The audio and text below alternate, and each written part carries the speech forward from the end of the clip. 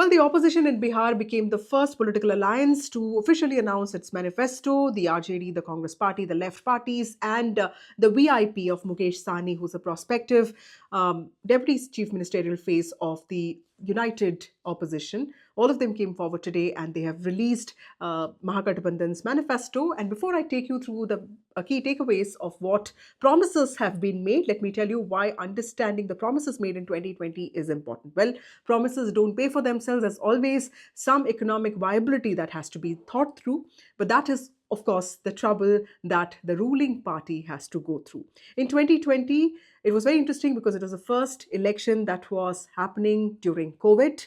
The masks were on, the campaigns were very restricted, and I remember it was the BJP that had come up with a manifesto that promised free COVID vaccine. In fact, that was the first promise on the manifesto that the party had made. Nirmala Sitharaman, the finance minister, had released that manifesto then. And the Mahagathbandhan, on the other hand, really reiterated the promise of jobs. In fact, it was Tejashwi Yadav who talked about giving 10 lakh jobs to Biharis. This is something that's been on his mind for several years because even when he was a deputy chief minister, he did try taking that forward, and he claims to have created at least 5 lakh jobs. Now, today, coming to the big takeaways, cut to 2025 Bihar Assembly elections, a lot remains unchanged. A lot also has changed. While there is a sentiment of change, a sentiment wanting change, there's also a push for stability. We'll have to wait and see what really happens. But when you look at the manifesto, the 25-point manifesto of the united opposition, the most important thing, of course, is Tejaswi Yadav's reiteration of his promise that he will give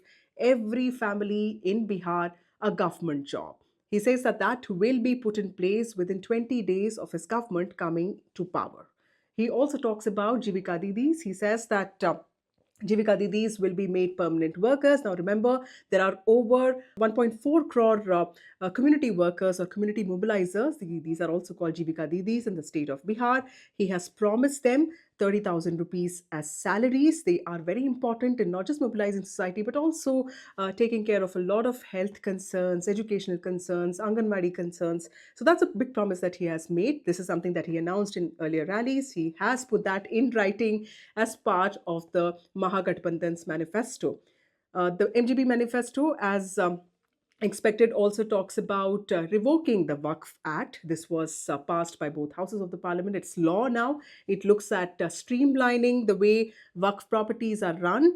But opposition had also opposed this bill, saying that it goes against the constitution, specifically against the rights of the minorities.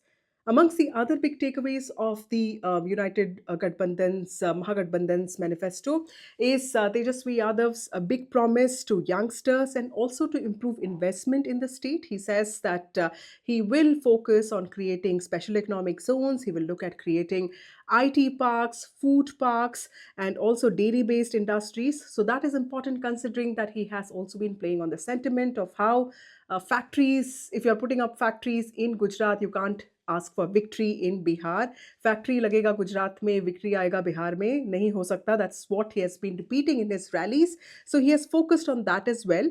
He's also talked about dignity. He's talked about the Bihari Bahari angle. He's also, while he was talking in the press conference, he did talk about Nitish Kumar being a puppet in the hands of Mahagathbandhan. So clearly, he's also trying to invoke that sentiment that a party that does not really, have very strong Bihari leaders is trying to usurp the legacy of a Bihari leader. Now, that it really doesn't really resonate on the ground because we've seen that Nitish Kumar has been the chief minister of the state since 2005. So that narrative really has limited reach, but we'll have to wait and see if there's been any change on that front. Looking at some other takeaways now, he's also talked about the return of old pension scheme. This is going to be good news for government employees. Government jobs are big in Bihar. There have been several protests by young students who have talked about paper leaks and how this has ruined their future. So, when he talks about every Bihari family getting a government job, he's also touching the very core of Bihari sentiment with regard to migration, with regard to the fact that Bihari households feel extremely sad and dejected that every child of theirs has to go outside the state if he or she wants a better future. He's in fact talked about how he will ensure that this promise is kept and will be implemented within 20 months of his governance. He also talks about permanent status for all contractual workers. Now, that is important considering that there have been thousands of workers on contract across ministries. Now, people are often taken on contracts because vacancies are not filled up in government jobs. There are always court cases with regard to these vacancies. So, the easier way for government is also to employ people on contracts.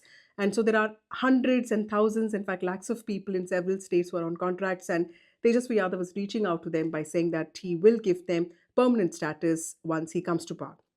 He's also talking about skill based employment. He's talking about agro industries. He's talking about improving tourism in the state of Bihar. He also talks about MSME push.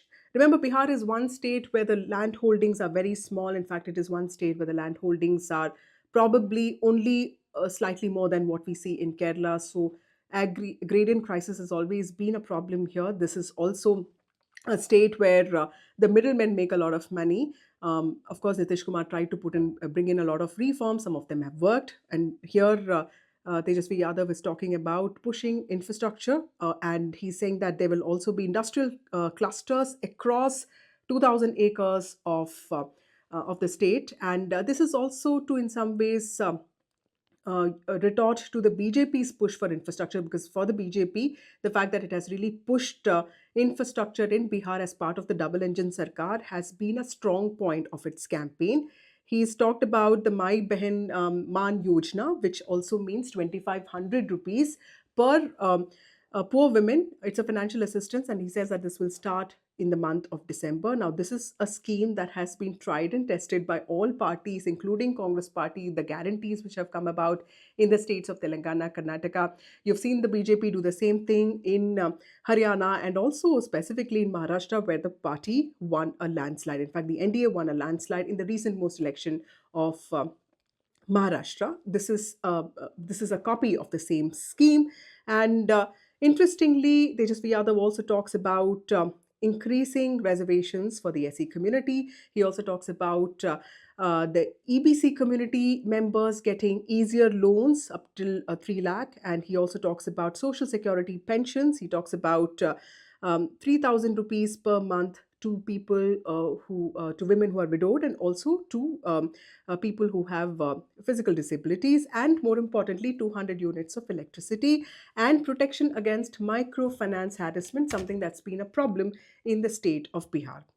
Now, it'll be interesting to see how the BJP or the NDA responds to this, because remember, the Prime Minister is also going to Bihar in the next few days. His campaign is going to be quite electrifying. We are told that the Home Minister could also be in Bihar very soon to release the manifesto. It could happen in the next 4 days. And how the NDA responds to the Mahagathbandhan's promises is going to be interesting. And more importantly, is also this debate around the economic viability of the promises that are being made in Bihar by both sides, specifically to women. How feasible are these, specifically in a state that is debt ridden? Experts say that this could cost the exchequer in Bihar quite a lot.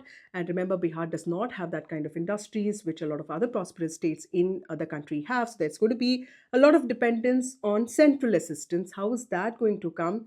How are these promises going to be fulfilled? Because, like I said, promises don't pay for themselves. So while this is a political debate, there's also a debate on the economics of it.